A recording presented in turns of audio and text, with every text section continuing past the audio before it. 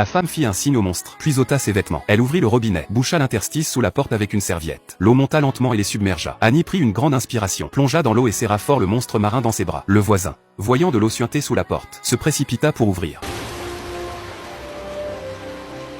Le voisin comprit immédiatement, et referma vite la porte pour eux. Annie et le monstre tombèrent amoureux. Elle l'installa dans la baignoire. Quand elle touchait son corps, une mystérieuse lumière bleue apparaissait. Le monstre ne pouvait s'empêcher de caresser Annie. Ils continuaient à explorer les secrets de leurs corps respectifs. Mais peu à peu, les écailles du monstre commencèrent à tomber. Annie remit vite le monstre dans la baignoire, y versa une grande quantité de sel. Le monstre alla mieux. Un peu. Annie était désespérée. Elle se blottit dans les bras du monstre, ne voulant pas se séparer de lui. Mais l'état du monstre empira soudain. Il commença même à cracher du jus de tomate. Annie regarda la date limite sur le calendrier, prépara un dernier repas. Elle emmena le monstre au quai. Par une nuit de pluie, ils durent se dire adieu. Annie partit tristement, mais ne put s'empêcher de regarder en arrière vers le monstre. Soudain, des coups de feu retentirent. Le monstre fut touché et tomba. Annie se retourna, stupéfaite, mais elle fut aussi touchée par les agents. Annie tomba près du monstre, et avec ses dernières forces, elle se tourna vers lui, le regarda et lui prit la main. Quand leurs doigts se touchèrent, une lumière bleue apparut à nouveau sur le monstre. Il ouvrit les yeux et se leva miraculeusement. Le monstre toucha sa blessure, et celle-ci guérit instantanément. Puis il se dirigea vers l'agent qui avait tiré sur Annie. L'agent était encore sous le choc, mais le monstre, avec ses griffes acérées, ouvrit la gorge de l'agent, vengeant Annie. Le monstre prit Annie dans ses bras, et sauta avec elle dans la mer. Il caressa la blessure au cou d'Annie. Quand Annie se réveilla, la blessure à son cou s'était transformée en branchie. Rien ne pouvait plus les empêcher de renouer leur amour.